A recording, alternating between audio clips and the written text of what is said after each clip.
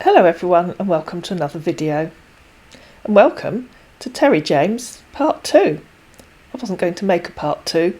He was so boring in part 1 that Denise lost interest, and so did I. But he did carry on for a while, and a few of you have asked what happened next. So, here we go. This is what happened next after Denise started to get fed up with him. At the end of the last video, our high-ranking US Army lieutenant with a distinguished service had just told Denise that he needed to pay for leave. Denise was getting very fed up with him by then. He just droned on and on and on, with a lot of help from Google. Denise had asked him why he should pay at the end of the last episode, and he'd said, "That's the reason I want us to understand each other first. Then we talk about how I can come and spend even a month or more with you." "I don't see how I can get to know someone I haven't met," said Denise. "Yes," he said, "but it's all about creating good understanding, trust with each other. I also love to spend quality time with you, because ever since I lost my family, I have lacked the love and care of a woman in my life. Let's just be patient, and with time, we surely get to our destinations." "Okay," said Denise. And you must remember how our man loves Google. So he continued, "Yes, I want you to know I would love to be that kind of friend who you will memorise the things you say, as well as the shape of your lips when you say them, and to know every curve, every freckle, every shiver of your body, and also how much to touch and convince you just to design a small for me." For non-UK viewers, smalls are what my grandmother's generation used to call underwear. And it won't surprise you to know that Google helped him out there. Google took me to Goodreads, and a quote by an author called Tahiri Mafi. "Design a small for you," said Denise. "What does that mean?" "I mean smile," he said. "Oh, okay," said Denise. "So, let's not rush over anything, but build good friendship, trust and understanding with each other in our heart," he said, "so we can make every moment we spend together a memorable one." And this was the point at which Denise snapped. "Do you know what?" she said. "Let's not. You must be the most boring man I've ever met." "Of course not," he said. "I will never be a boring man to you if only you can make me understand you more than your expectations. Just be open and tell me what you want, because I want our meeting to be a memorable one and a lifetime, not just one night stand." "I can't commit to a lifetime until I've met you," said Denise. "I invited you for 2 weeks. "My dear," he said, "I already told you everything about having a vacation here outside the United Nations approval. It will cost some money to obtain the vacation form and contact. To leave here in the war zone and be with you because someone else have to replace me while I'm away." Google, having been ignored for 2 whole paragraphs, butted in. "I want you to know commitment leads to action, and action brings your dream closer, because distance doesn't really matter if you love or care about someone, but what matters most is the honesty and trust for that friendship to work out in the beginning." "Just let me know when you're able to come and visit," said Denise. "I think that's best." That last bit seems to have been an amalgam of quotes, but here's part of it from Marcia Vida. Undeterred, our man and Google ploughed ever onwards. "Yes, my dear," he said, "I will always let you know whatever steps I'm taking towards it, but I want us to use that opportunity to build good friendship, trust, understanding with each other here. Princess, I want you to understand that the quality of a person's life is in direct proportion to their commitment to excellence, regardless of their chosen field of endeavour in life." And here's that one on our old friend from the last video, brainyquote.com, a quote by Vince Lombardi. Onwards, and the next morning, our man and Google continued yet again. "May you flourish in all you lay your hands to do today. All things shall speak of good things to you. Enjoy your day, dear. Good morning to you, my most beautiful, gorgeous princess on earth." I found that one on Twitter, but I suspect that the person that posted it on Twitter might have found it somewhere else. "How are you doing?" he continued. and hope your night was awesome. I'm here in the radio room, waiting here for you, so we can talk before I go back to the camp." "Good morning," said Denise the next day. "Why didn't you tell me about your work, instead of writing lots of meaningless existential babble?"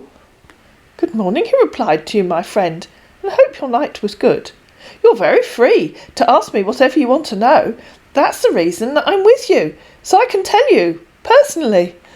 "Tell me what you did yesterday," said Denise. To which our man, unable to find an answer on Google, replied, "I don't understand you." "You don't understand? Tell me what you did yesterday," said Denise. "From the time you got up to the time you went to bed, how did you occupy your time?" To which our man replied, "You make me smile. Well, I usually wake up by 3 a.m. to gather the soldiers for patrol across the borders of Yemen, because some rebels pass through there to supply guns to Houthi armed movement." "I didn't ask you what you usually do," said an exasperated Denise. "I asked what you actually did yesterday." Our man ignored her and in full flow continued. "Then later moved to the camp to radio the soldiers at the west coast. By 5 a.m. I'm back to camp for coffee, before I will connect to the NATO Department of Defence concerning the condition of Afghanistan. This is how I live my everyday life here." "You just work for 2 hours a day?" said Denise. "We don't have our personal life at the war zone," he said. "No, I work almost every 1 hour here." "I asked what you did yesterday," said Denise. "So far, you've told me what you did between 3 a.m. and 5 a.m. That's 2 hours. What did you do for the rest of the day?" "By 6:45 a.m, he said, I moved towards the humanitarian department to get information, before I will later move to Military Camp 2 to connect with the Food and Agriculture Agency of the United Nations that leads international efforts to defeat hunger." "What work are you doing to help defeat hunger in Yemen?" she asked. "And that's just under 4 hours, so keep going." "You shouldn't have said that, Denise. You really shouldn't have said that." Encouraged, our man continued. "After that, I later come to the camp to connect with the United Nations Yemen Observation Mission that observe and certify the implementation of the disengagement agreement between Saudi Arabia and the United Arab Republic, before I will message you to know how you're doing." "And then," said Denise, "this is like pulling teeth. Get on with it, man, and tell me what you really did yesterday. If you work every hour, you must have worked at least 12 hours yesterday. Last chance, if you can't tell me what you actually did yesterday, in full, you can go away and annoy someone else." To which our man replied, "Have you ever experienced war?" "So you can't tell me what you did yesterday," said Denise. To which our man replied, "Please try to ask me straightforward question about what you want to know, because I just told you how I'm living my everyday life over here." "I don't see how 'what did you do yesterday' is difficult," said Denise. "You've told me about 4 hours out of a 12-hour day." "Yesterday," he continued, "I was also at the WFP that is providing food assistance for the most urgently in need of support, because the WFP aims to provide 13 million people with emergency food and nutrition assistance with 100% rations across Yemen. I live a very busy life over here," he said. I could Google that last bit for you and tell you where it came from, but this was the point at which Denise cracked, so she's going to do it for you. "If you say so," said Denise. "I'm bored with all your long-winded copy and pasted verbiage. Go away. I can use Google, you know." And she showed him the quote from the WFP, exactly what he'd just said. "Goodbye," she said. "I'm very glad you know and read about it," he replied. "I was asking what you did yesterday," said Denise. "I didn't ask you to copy and paste stuff you found online." A sentence that our man found so endearing that he hearted it. "Goodbye," continued Denise. Not knowing when to stop, our man continued. "Yes, of course, I have to explain to you in the way you will understand better," he said. "You also need to be a woman of good understanding."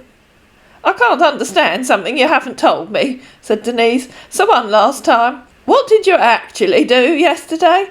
It shouldn't be hard. Even I can remember what I did yesterday. You make me smile, my friend, he said, and it will be very sad if you're trying to take my calmness for granted. I always told you I was with the patrol team yesterday, and also trying to explain my day-to-day life here for you to understand me better, and you keep asking what I did. I don't communicate online, and with the condition of my job, everything about me should be private. Don't you think so? If I don't answer some of your questions, just it's for security reasons. Denise ignored him. He came back the next day. Hello, my friend. How are you doing? And how is everything with you over there? How you spend the weekend? It's my free time now, and I'm waiting for so we can communicate and also answer your questions. Denise had run out of questions and interest by then, so she ignored him again. Over a week later, he came back. Hello, how are you doing today, my friend? And that really was his last communication. Denise didn't answer him, and he never contacted her again. I hope you found this video useful, or at least a bit of fun, or at least didn't get too bored and fall asleep. If you did any of those, please give it a thumbs up, please share it, please subscribe to my channel, and I'll see you again in another video.